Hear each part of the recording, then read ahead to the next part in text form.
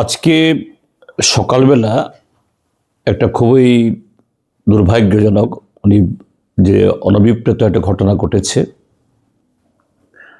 গতকালই একটা সাংবাদিক সম্মেলন আমি বলছিলাম, গত পরশুদিন আমাদের রাজ্য সরকারের তাদের যে নানা ধরনের ব্যর্থতা থাকার জন্য আমাদের রাজ্যের পুলিশের যিনি সর্বোচ্চ আধিকারিক তাকে দিয়ে অনেক কথা বলানোর চেষ্টা হয়েছিল যে এই রাজ্যের মধ্যে আইন শৃঙ্খলা নাকি সম্পূর্ণ নিয়ন্ত্রণে আছে, মানুষ অপার শান্তিতে বসবাস করছে। ঘটনা মোটেই তা নয়। আজকে সকালবেলা ফটিকরাই থানার অধীন যে কাঞ্চনবাড়ি একটা জায়গা আছে, এই ফটিকরাই থেকে কাঞ্চনবাড়ি যাওয়ার পথে সেখানে বৈরবথলি নামক একটা জায়গা, সেখানে কিছু সংখ্যালঘু পরিবারের মানুষ আছেন, তাদের কিছু দোকানপাটও আছে, একটা কাঠের দোকানও আছে, লাইসেন্স করা কাঠ বিক্রেতা। তো সে ভদ্রলোক সংখ্যালঘু অংশের মানুষ, তিনি একটা গাড়িতে করে তার দোকানের জন্য এই চিরাই করা কাঠ নিয়ে সেখানে পৌঁছেন। তখন সেখানে কিছু যুবক হাজির হয়। এই সময়তে বোধহয় ওই এলাকাতে কোনো একটা মেলা হয়, সেই মেলা চাঁদা দিতে হবে। নিশ্চয়ই এলাকার যুবক, চেনা পরিচিত মানুষ, হয়তো বেশি অনেক টাকা চাঁদা চেয়েছে, সেভাবে চাঁদা দিতে রাজি হননি। এরপর তাদের মধ্যে একটা বচসা হয়। এই বচসার পর থেকেই ওই চাঁদা যারা চাইতে গেছে, এই যুবকরা, তারা সেখানে যে সম্প্রদায়গত একটা গুজব রটিয়ে দেয়, হইহল্লোড় শুরু করে। আর বাইরে থেকে দলে দলে লোক গিয়ে এই সংখ্যালঘু পরিবারের দোকান, সেখানে কিছু বাড়ি, এখানে গিয়ে হামলা শুরু করে এবং গাড়িতে আগুন লাগিয়ে দেয়, সে দোকানে আগুন লাগিয়ে দেয়, বাড়ি এবং একটা ধর্মীয় প্রতিষ্ঠানে। কেন এরকম ঘটনা?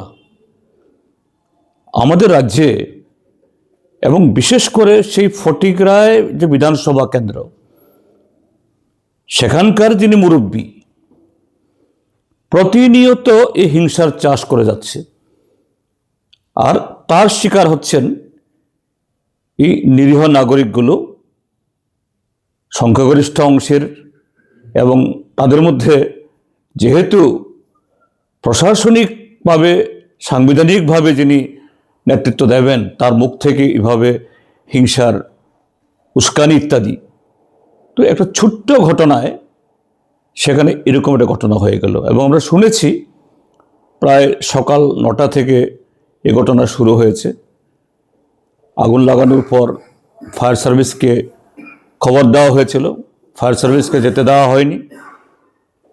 প্রায় ঘন্টা 1.5-2 ঘন্টা পরে ফায়ার সার্ভিসকে পৌঁছলেও কিছু রক্ষা করতে পারেনি। অর্থাৎ কয়েকটা পরিবারের তারা সর্বশান্ত হয়ে গেল। আমি 10টা নাগাদ আজকে সকালবেলা অফিসে এসেছি, তখনই 2টো ফোন পাই যে এরকম একটা ঘটনা ঘটছে, আপনি খবর নিন। তো আমি আমাদের পার্টির লোকদেরকে বলি, তোমরা তাড়াতাড়ি যাও, যে ঘটনাই হোক এটার রাশ টেনে ধরার চেষ্টা করো, উত্তেজনা প্রশমিত করার জন্য। এবং তাদের সাথে কথা বলার সাথে সাথেই পুলিশের ডিজি সাহেব, ধাঙ্কর সাহেবকে আমি ফোন করি। তিনি এক রিংয়ের পরেই আমার ফোন ধরেন এবং তিনি সক্রিয় ছিলেন, অর্থাৎ ওই ঘটনা তিনি যে তদারকি করছিলেন বোঝা গেল। আমি বললো, স্যার ফটিকরাই ঘটনা তো? হ্যাঁ, আমি সেটাই স্যার, লাঠিচার্জ করাচ্ছি আমি এক্ষুনি হস্তক্ষেপ করছি।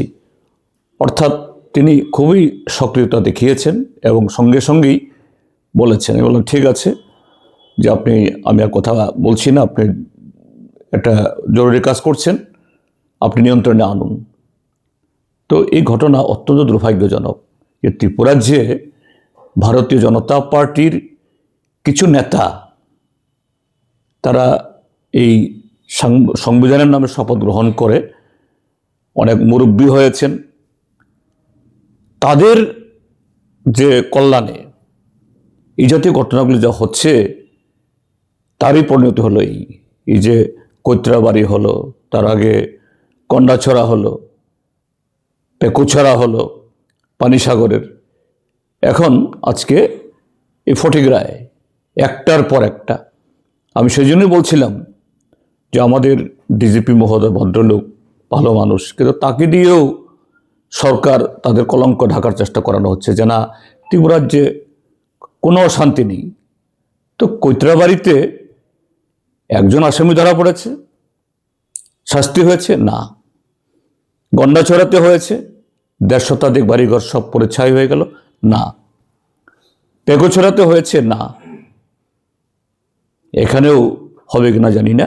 আমি একটু আগে একটা ভিডিও দেখছিলাম, একজন মহিলা আর একজনকে ফোন করে জানাচ্ছে তার ফেসবুকে এটা রেকর্ডিং বাজাচ্ছে যে আমাদের বাড়ি পুড়ল, আমাদের দোকান জ্বালিয়ে দেওয়া হলো, 2 ঘন্টা বাদে এই ফায়ার সার্ভিস আসলো, আমাদের সর্বশান্ত হয়ে গেল, এখন পুলিশ আমাদের বাড়ি করে লোকজনদের ধরার চেষ্টা করছে। এটা ওই মহিলার কণ্ঠস্বর থেকে আমি শুনেছি। এটা কতটুকু সত্য জানি না, আমি খবর নিচ্ছি।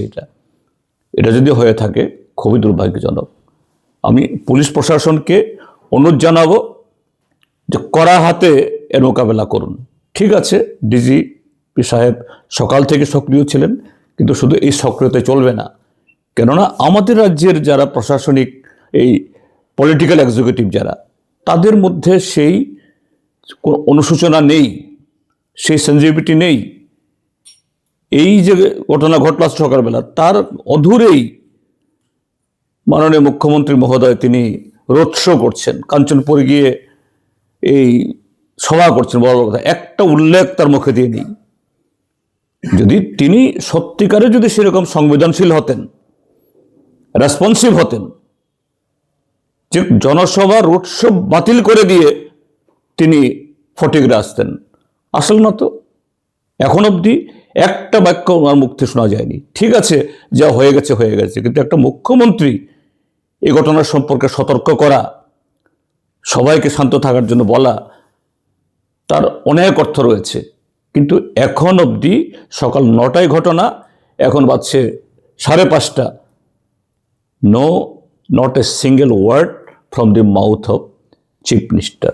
এই জন্যই বলছি পুলিশ এবং সিভিল প্রশাসন, আমি দেখেছি ডিএম সাহেব এবং অ্যাডিশনাল এসপি সাহেব সেখানে গেছেন, তারা দ্রুত এই অবস্থায় তার ভূমিকা গ্রহণ করুন।